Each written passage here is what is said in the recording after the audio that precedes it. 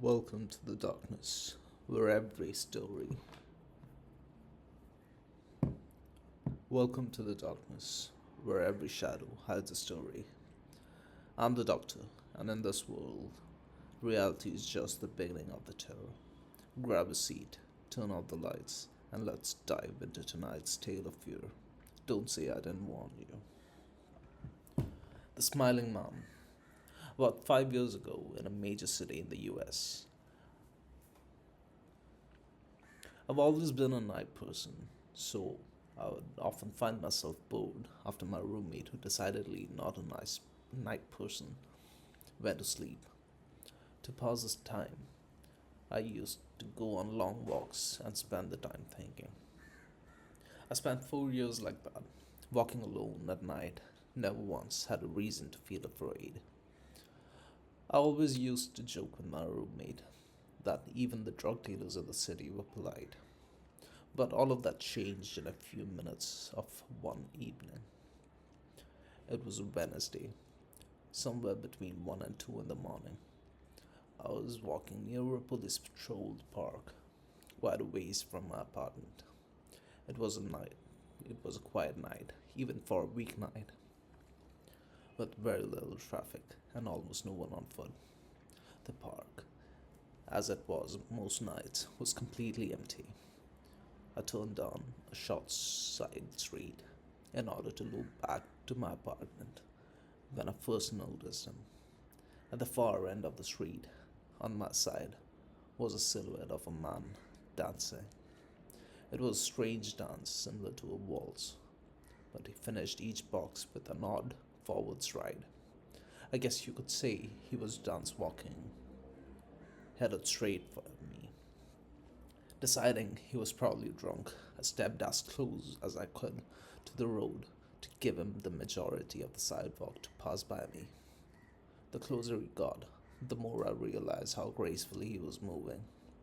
He was very tall and lanky, and wearing an old suit. He danced closer still until I could make out his face. His eyes were open wide and wild, head tilted slightly back, looking at the sky. His mouth was formed in a painfully wide cartoon of a smile. Between the eyes of the smile, I decided to cross the street before he danced any closer. I took my eyes off of him to cross the empty street. As I reached the other side, I glanced back and then stopped dead in my tracks. He had stopped dancing and was standing with one foot in the street, perfectly parallel to me. He's facing me, but still looking skyward. Smile still wide on his lips. I was completely and utterly unnerved by this. I started walking again, but kept my eyes on that man. He didn't move. Once I had put about half a block between us, I turned away from him for a moment to watch the sidewalk in front of me. The street and the sidewalk ahead of me were completely empty. Still unnerved, I looked back to where he had been standing to find him gone. For the briefest of moment, I felt relieved until I noticed him again. He had crossed the street and was now slightly crouched down. I couldn't tell for sure due to the distance and the shadows, but I was certain he was facing me. I had looked away for him for no more than 10 seconds. It was clear that he had moved fast. I was so shocked that I stood there for some time, staring at him, and then he started moving towards me. He took giant, exaggerated tiptoe steps as if he were a cartoon character sneaking up on someone, except he was moving very, very quickly. I'd like to say at this point I ran. I pulled out my pepper spray or my cell phone or anything at all, but I didn't. I just stood there, completely frozen, as a smiling man crept towards me. And then he stopped again. about half car length away from me, still smiling his smile, still looking to the sky. When I finally found my voice, I blurted out the first thing that came to my mind. What I meant to ask was, "What the fuck do you want?" in an angry, commanding voice. But when it came out, but what came out was a whimper. What the Regardless of whether or not humans can smell fear, they can suddenly hear it. I heard it in my own voice, and that only made me more afraid. But he didn't react at all. He just stood there, smiling.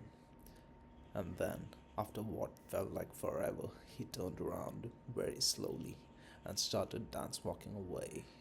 Just like that, not wanting to turn back to him again.